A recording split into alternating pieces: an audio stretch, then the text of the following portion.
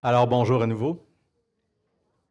Je change à nouveau de chapeau, mais je m'appelle toujours Jean-François. Et quand Jean-François était jeune, il avait des difficultés parfois à se réjouir des cadeaux qu'il recevait à Noël ou à sa fête, quand ils ne correspondaient pas exactement à ce qu'il voulait. Je me souviens d'avoir fait une chasse au trésor dans la maison à Noël où j'étais convaincu de trouver la piste d'auto de course dont je rêvais. Et finalement, je trouve le trésor et c'était une pelle. Une pelle pour déneiger. Bon, c'est fort utile, mais disons que mon cœur d'enfant n'était pas des plus satisfaits. À l'adolescence, même rengaine, hein, pas très reconnaissant de tout ce que ma mère, qui était monoparentale à l'époque, pouvait faire pour moi. Je me souviens qu'elle m'amenait partout en voiture, à toutes mes activités, toutes mes sorties, au club vidéo. Elle attendait dans la voiture. Mais si elle avait le malheur d'être en retard de 3 minutes, attention, hein? T'étais où? Comment ça fait? Tu m'as fait attendre? Ah, un petit peu d'ingratitude. Un petit peu. Énormément. Beaucoup. Et à l'âge adulte, disons, ce n'est pas mon premier réflexe de me réjouir de ce que j'ai. J'ai plutôt une tendance à mettre mon attention par moments sur ce qui ne fait pas mon affaire, sur ce que je n'ai pas, sur ce qui pourrait être autrement dans ma vie. Un peu tendance à voir les problèmes, les difficultés, les lacunes, et plus facilement critique que satisfait. Comme le disent souvent les prédicateurs, vous demanderez à ma femme. C'est pourquoi, en ce qui concerne notre relation avec Dieu, on veut considérer aujourd'hui l'importance de bien évaluer nos attentes et avoir une bonne vue d'ensemble sur son œuvre pour cultiver notre reconnaissance. On célèbre justement, comme nous l'a dit notre frère Joseph, et vous le savez tous, l'action de grâce en fin de semaine, ce qu'on appelle l'action de grâce. Mais qu'est-ce au juste que l'action de grâce? Eh bien, historiquement, il s'agissait des célébrations qui venaient d'Europe, des fêtes de la récolte, des fêtes de la moisson qui arrivaient à l'apogée de la moisson. C'était une occasion de se réjouir pour l'abondance des récoltes, le produit des récoltes. Et comme les premiers colons américains qui sont arrivés en Amérique étaient essentiellement chrétiens, rapidement, cette fête, cette célébration des moissons a pris une connotation religieuse qui devenait une occasion de remercier le Seigneur. Et c'est en 1957, par une déclaration du Parlement canadien de l'époque, qui a proclamé, qui a décrété une journée officielle. Et écoutez bien ceci, qui a dit une journée pour rendre grâce au Dieu Tout-Puissant des récoltes abondantes dont jouit le Canada. 70 ans en arrière, on voit ce que le gouvernement est en train de faire par rapport à la foi aujourd'hui. On n'est pas à la même place du tout, hein? Mais qu'est-ce qu'on entend, encore une fois, par action de grâce? C'est un terme qui peut nous sembler ambigu. Ça ne fait pas partie de notre langage aujourd'hui. On ne dit pas ça au quotidien, chérie, je te rends grâce d'avoir fait le souper. Ça ne fait pas partie de notre vocabulaire. En fait, donc, le terme même action de grâce est traduit d'un mot grec qui est eucharistia. Eucharistia qui se traduit littéralement par reconnaissance ou encore action de grâce. Comme ça, c'est bon? Alors, ce mot Eucharistia, qui veut dire littéralement action de grâce, reconnaissance, vient lui-même du mot Eucharistos, qui lui veut dire être attentif aux faveurs, être reconnaissant. Et ce mot a également donné lieu au mot Eucharistéo, qui veut dire rendre grâce, remercier. On voit en Colossiens 4, verset 2, Paul qui nous parle, persévérer dans la prière, veillez-y dans une attitude de reconnaissance ou, dans Louis II, avec action de grâce, littéralement, qui est le mot ici Eucharistia. Dans Luc 22, verset 19, ensuite, Jésus prit du pain et après avoir remercié Dieu ou rendu grâce à Dieu, dans Louis II, ça ici c'est Eucharistéo, il le rompit et leur donna en disant, ceci est mon corps qui est donné pour vous, faites ceci en mémoire de moi. Donc, rendre grâce, remercier Dieu, Eucharistéo. Et c'est d'ailleurs la raison pour laquelle le rituel de la table du Seigneur chez les catholiques, les orthodoxes, peut-être vous savez comment il s'appelle l'Eucharistie.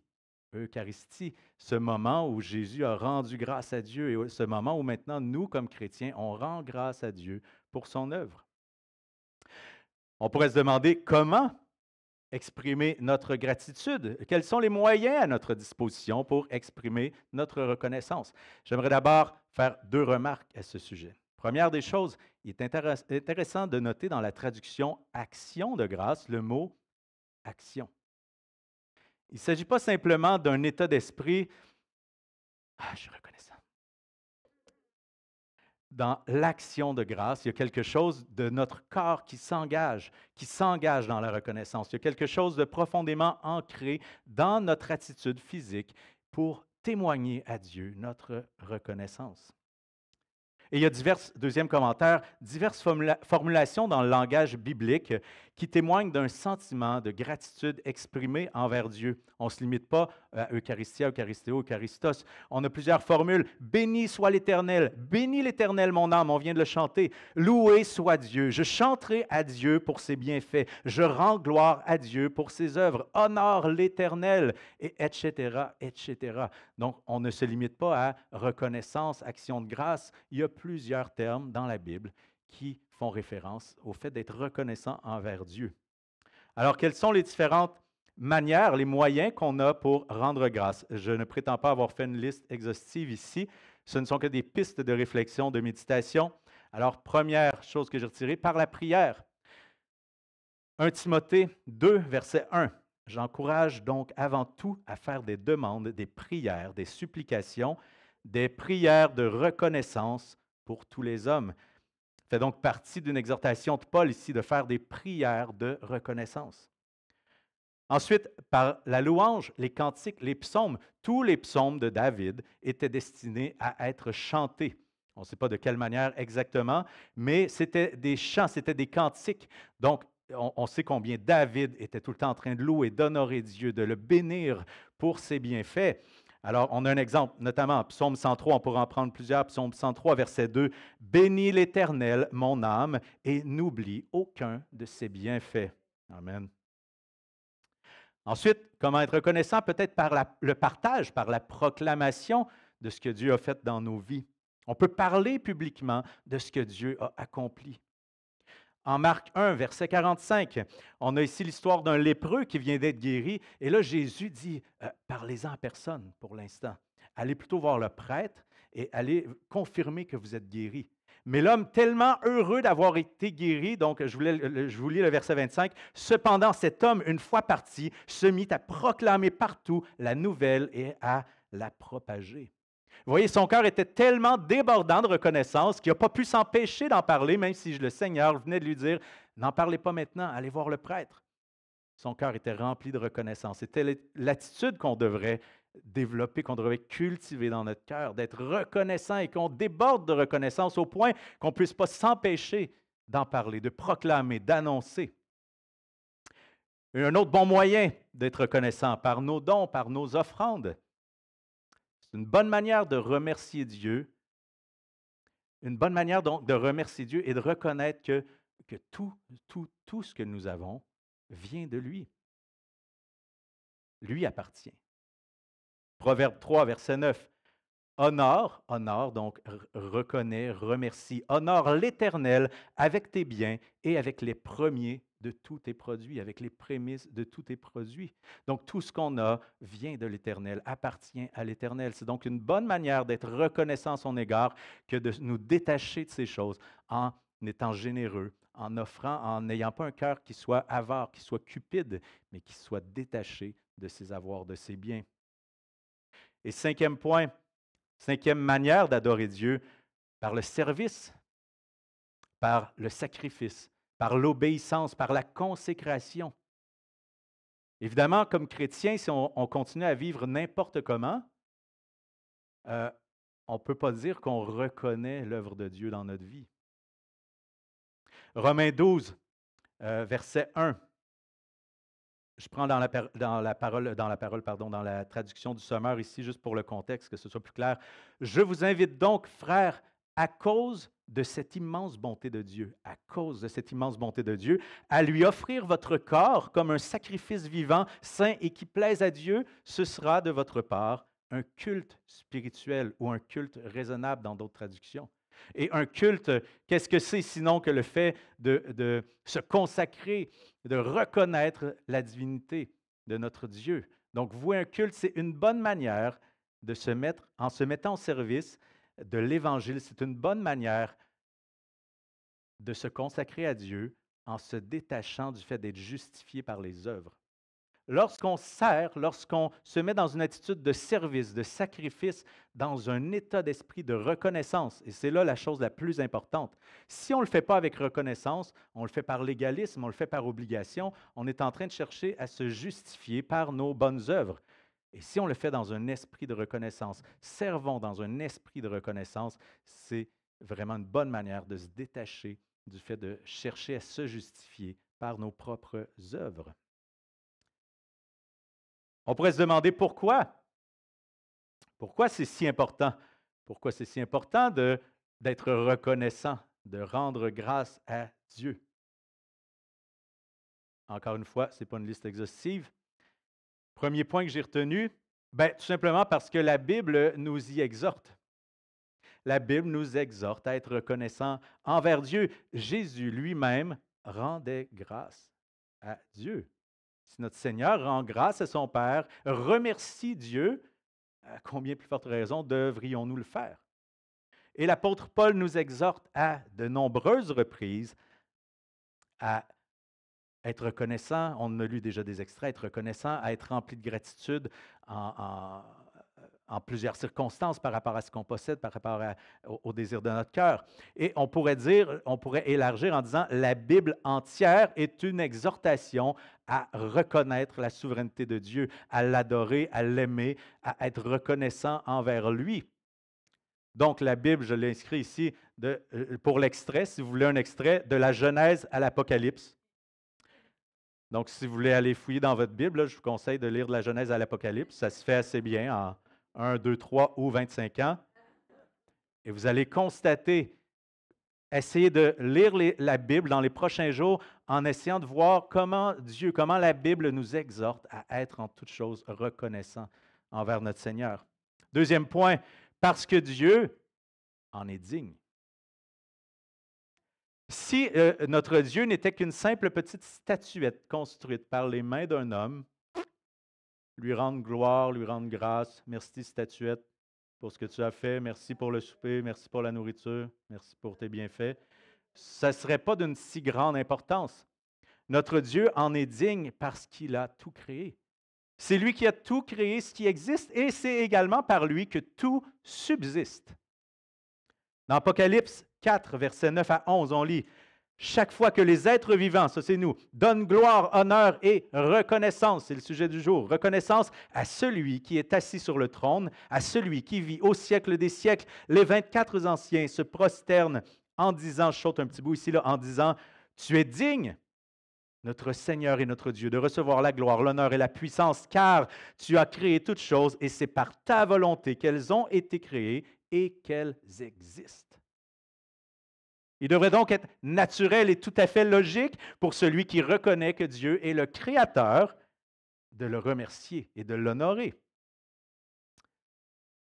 Romains 1, versets 20 à 22, l'apôtre Paul nous dit, « En effet, les perfections invisibles de Dieu, sa puissance éternelle et sa divinité se voient depuis la création du monde. Elles se comprennent par ce qu'il a fait. Ils sont donc inexcusables. Puisque tout en connaissant Dieu par sa création, ils ne lui ont pas donné la gloire qu'il méritait en tant que Dieu et ne lui ont pas montré de reconnaissance. Au contraire, ils se sont égarés dans leur raisonnement et leur cœur sans intelligence a été plongé dans les ténèbres. » Refuser de démontrer de la gratitude envers Dieu équivaut à être rebelle à Dieu. Nous rapproche de ces gens qui ne considèrent pas Dieu comme le Créateur tout-puissant. Troisième point ici, Nous avons été créés, l'humain a été créé pour adorer Dieu. Pour adorer Dieu. Or, nos cœurs, notre orgueil nous pousse souvent à nous adorer nous-mêmes, tout en reprochant ce qui va mal à Dieu. Oh là là là là! On est dans le processus inverse ici de ce qu'on devrait vivre. Adorer Dieu et veiller à nos propres défaillances pour voir comment se fait que ma vie est tout croche, comment se fait que je n'ai pas la joie, la paix, le repos.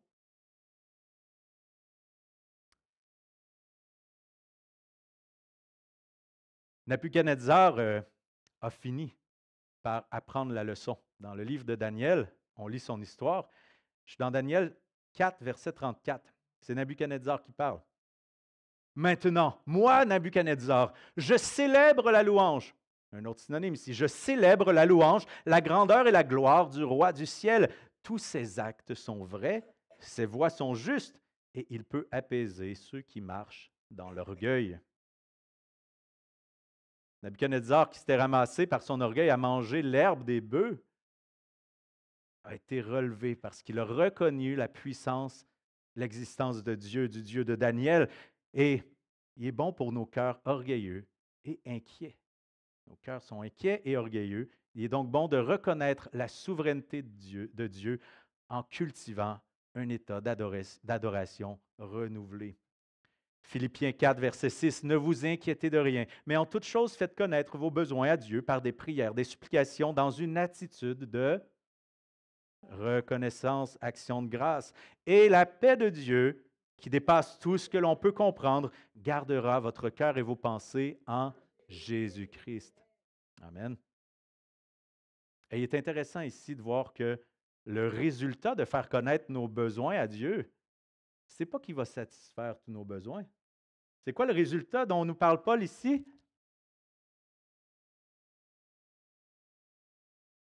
Je relis la fin. Et la paix de Dieu, qui dépasse tout ce que l'on peut comprendre, gardera votre cœur et vos pensées en Jésus-Christ. On fait connaître nos besoins à Dieu par des prières et des supplications. Et c'est quoi le résultat? Ce n'est pas que Dieu répond à toutes nos prières et nos supplications, c'est que Dieu garde notre pensée en Jésus-Christ. Et c'est là qu'on trouve la paix, pas en obtenant ce qu'on désire, pas en obtenant ce qu'on veut. Quand notre cœur, quand nos pensées sont en Jésus-Christ, tout le reste devient très relatif. Tout le reste prend une perspective, on prend un recul et on réalise les choses les plus importantes au niveau spirituel. Et c'est là qu'on peut trouver la paix parce qu'on a une fâcheuse tendance à considérer nos circonstances immédiates au détriment des bienfaits, des bénédictions de Dieu. On est facilement, très facilement insatisfait, découragé, mécontent de notre situation. Rappelons-nous l'épisode de Exode, quand le peuple d'Israël vient tout juste de quitter l'Égypte, traverse la mer des roseaux, et là on a le chant qui est entonné, puis il y a Myriam, je suis au verset 21-23, Exode 15.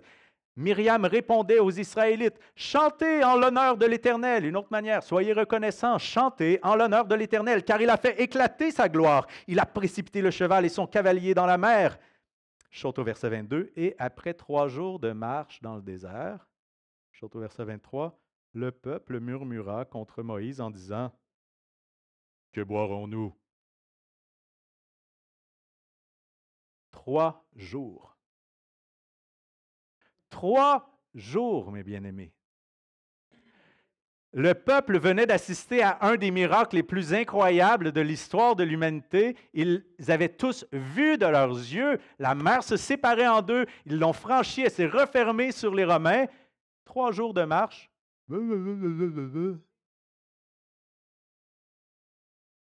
Qu'est-ce que tu dis, André?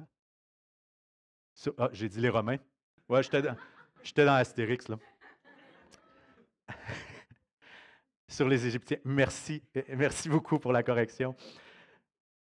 Alors, la mer s'est refermée sur les Égyptiens, mais ils trouvent à chialer, en bon québécois, 3 jours seulement après. 3 jours après, imaginez. Et ce n'est pas pour rien que ça a toujours été un impératif pour le peuple de Dieu de se souvenir de se rappeler, de se remémorer les bonnes œuvres du Seigneur. Et c'est une des raisons pour lesquelles Dieu a institué les fêtes dans l'Ancienne Alliance. Ces fêtes commémoraient les actes de délivrance, la bonté de l'Éternel. C'était pour que le peuple se souvienne de qui il dépendait, à qui il appartenait. Et dans Deutéronome au chapitre 16, on nous rappelle, Deutéronome qui est comme une deuxième loi, qui nous rappelle au fond les trois principales fêtes que le Seigneur a données à Israël. On a donc premièrement la Pâque qui célébrait le sacrifice de l'agneau alors qu'il était encore en Égypte. Et cet agneau sacrifié avait permis d'épargner les premiers-nés des Israélites. Et ça célébrait également la libération. Donc la Pâque célébrait la libération du peuple de leur esclavage en Égypte.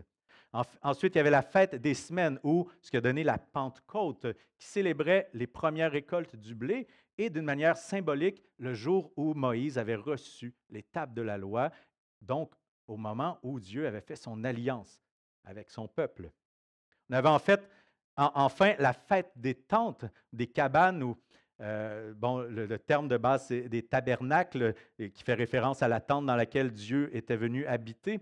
Alors, cette tente était liée à la fin des récoltes.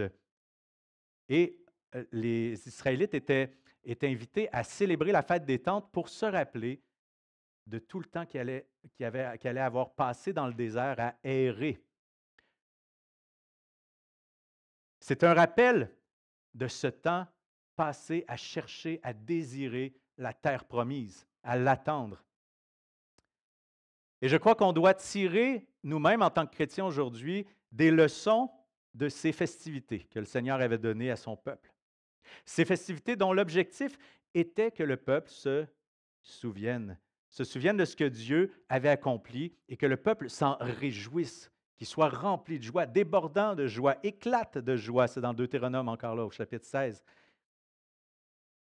Et d'autant plus pour nous en tant que chrétiens que ces fêtes revêtaient une dimension prophétique qui pointait vers le plan de salut que Dieu préparait en Jésus-Christ.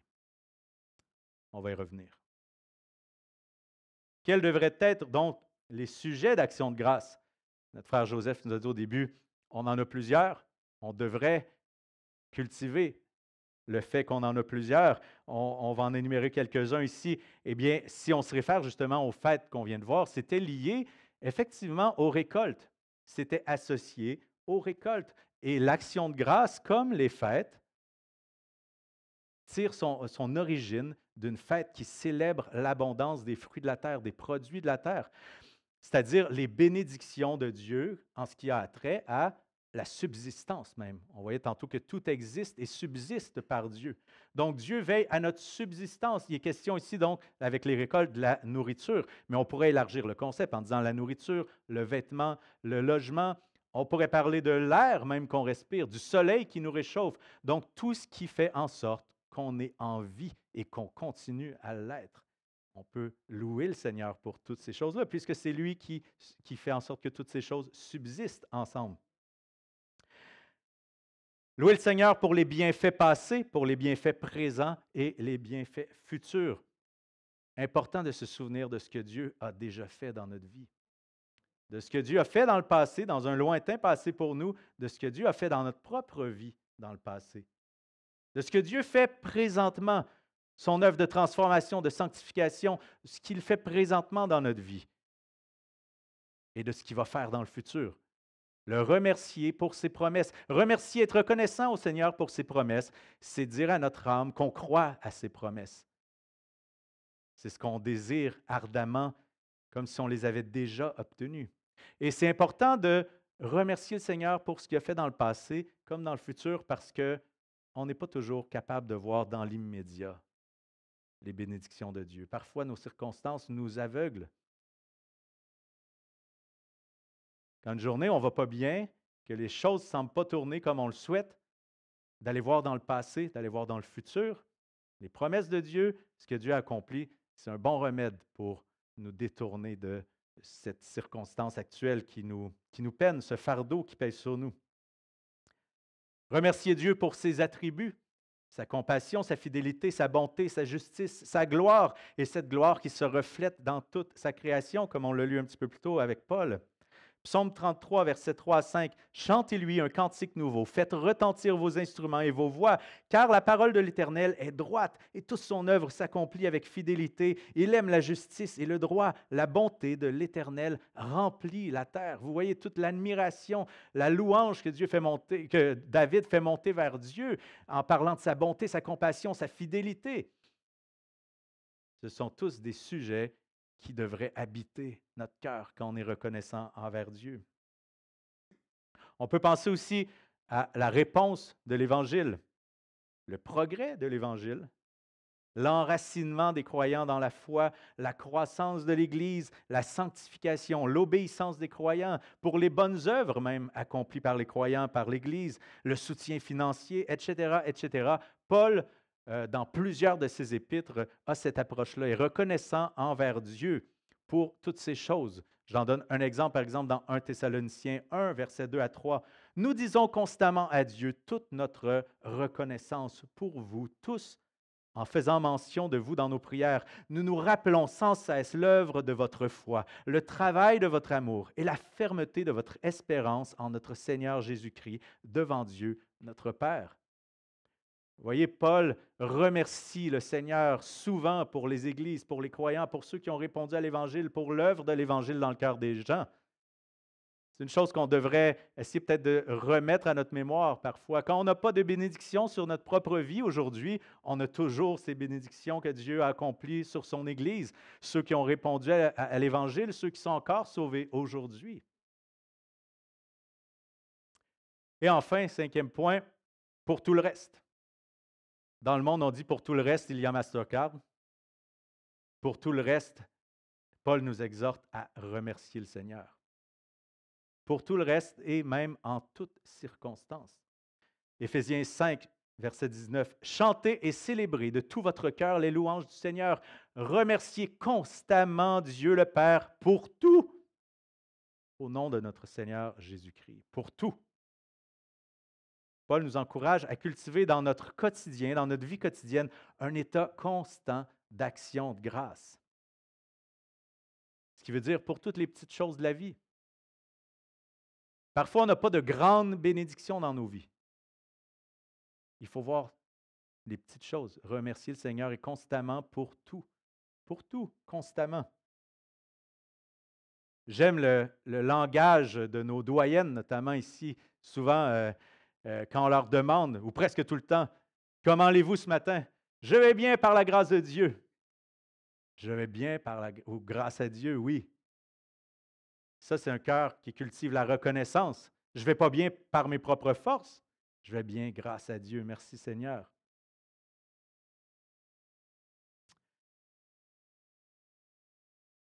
Ça implique d'être reconnaissant en Dieu pour tout et en toutes circonstances.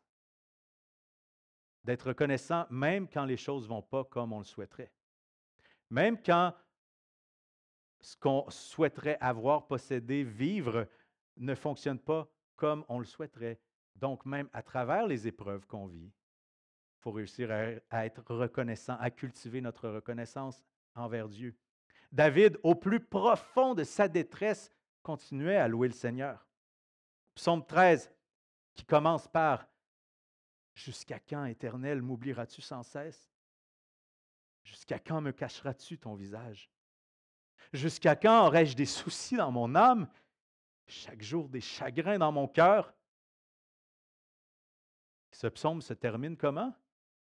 Moi, j'ai confiance en ta bonté. J'ai de la joie dans le cœur à cause de ton salut. Je veux chanter en l'honneur de l'Éternel, car il m'a fait du bien.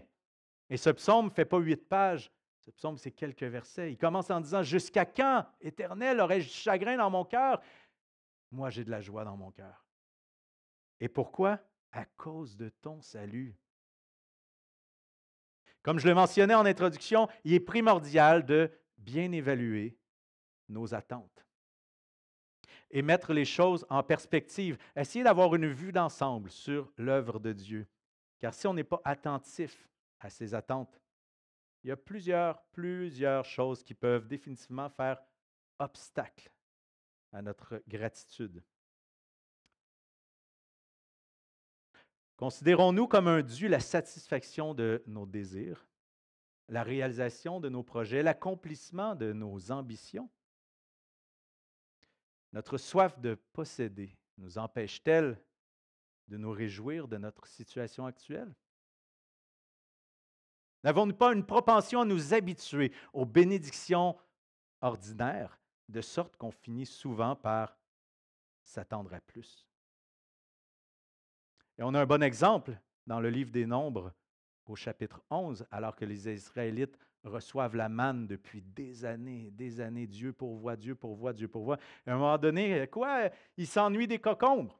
Ils s'ennuient des concombres, ils s'ennuient de la viande, ils veulent manger de la viande. Et Dieu dit, OK, je les ai entendus murmurer, je vais leur envoyer de la caille, ils vont en manger à s'en rendre malades. Dieu pourvoyait, ils se sont habitués à cette bénédiction qu'ils avaient à tous les jours. Et lorsqu'on ne cultive pas activement notre reconnaissance, on finit par être insatisfait nécessairement et on devient aveugle aux bienfaits de Dieu. J'entendais récemment à la radio une petite anecdote concernant le retrait des cellulaires dans les écoles au Québec. Et bien sûr, ça ne fait pas l'affaire des élèves. C'est leur petit cellulaire chéri. Ils veulent l'avoir tout le temps avec eux. Et là, il y a une professeure qui racontait l'anecdote qui disait, il y a un des élèves qui est arrivé, puis à un moment donné, il regarde le plafond parce qu'il n'y avait plus son cellulaire. Puis là, il voit les tuiles au plafond. Il dit, « Wow, c'est beau ce que vous avez fait au plafond. Il y a plein de couleurs sur les tuiles. » Ça. La professeure dit, « Ouais, ça fait 4 ans que c'est comme ça. » Ça faisait 4 ans. L'élève n'avait jamais vu les tuiles colorées. Bien-aimé, quand on a les yeux fixés sur l'objet de notre désir, on ne lève plus les yeux pour contempler les merveilles de Dieu. Je suis malade depuis 3 ans. Je souffre, j'ai mal. Merci Seigneur pour les 45 années de santé que tu m'as données. Merci de me sanctifier à travers cette épreuve. Merci de la compassion que cette situation me permet de développer envers ceux qui souffrent. Je suis aux prises avec un péché, avec la honte, avec la culpabilité. Merci Seigneur de me révéler ce péché. Merci du pouvoir de transformation, de sanctification que tu me donnes. Merci de me donner la force de m'en sortir. Merci pour ton pardon, Seigneur. Ah, mon Église n'est pas assez comme ci, est trop comme ça. Merci Seigneur pour les frères, pour les sœurs. Merci pour les enfants. Merci pour les bénévoles. Merci pour les dirigeants. Merci pour tous ceux que tu nous donnes. Merci pour le local que tu nous donnes. Merci pour la louange. Merci pour les finances. Bien-aimés, sur quoi mettez-vous votre attention? Les idoles de notre cœur, nos convoitises, nos aspirations, nos désirs, nos envies, notre soif de posséder, jettent un voile sur les réelles bénédictions de Dieu. Ah, j'aimerais un plus gros salaire, j'aimerais une plus belle voiture, des enfants plus obéissants, un époux plus avenant, une épouse plus compréhensive, des amitiés plus authentiques. J'aimerais être plus beau, plus grand, plus fort, plus séduisant. J'aimerais peut-être avoir une maison, pouvoir voyager, avoir des plus beaux vêtements, plus de temps libre, plus de divertissement, de distraction, une plus grande église, une louange à mon goût. Des prédications plus longues, plus courtes. Quels sont vos « j'aimerais » Quels sont vos « j'aurais aimé » Quels sont vos « j'aimerais mieux » qui vous empêchent d'être reconnaissant envers Dieu et de vivre dans le contentement? L'histoire de ce jeune garçon, c'est moi, oui. En 1990, le jour de ma confirmation de foi, j'étais catholique à l'époque, le jour de ma confirmation de foi, mon père me dit, « On a un cadeau pour toi dans la valise. » Oh, dans ma tête d'enfant, ça y est, je vais recevoir ma console de jeux vidéo. Quelle belle occasion, confirmation de foi, console de jeux vidéo. Pour moi, le lien était évident.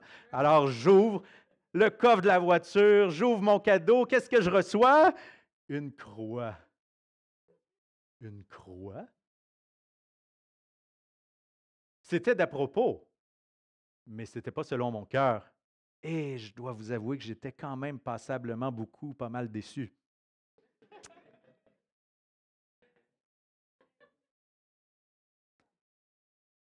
À ce moment-là, je ne réalisais pas du tout la valeur du cadeau que Dieu voulait m'offrir. On ne le voit pas bien sur la photo, mais sur le certificat que je tiens dans la main, il est écrit facture acquittée.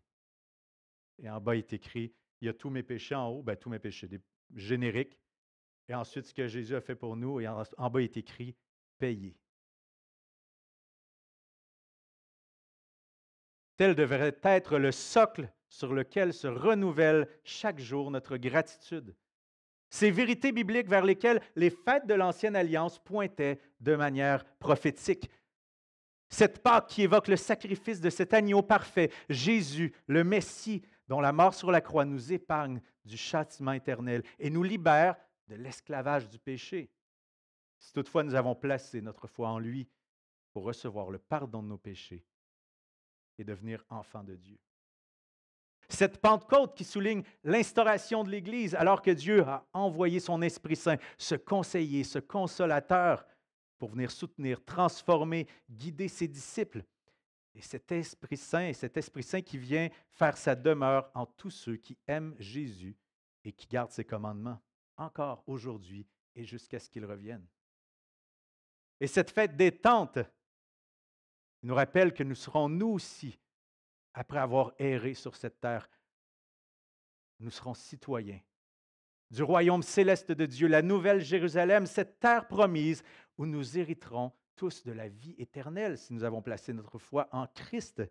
Nous serons alors dans la présence éternelle de Dieu à qui nous offrirons des actions de grâce à perpétuité.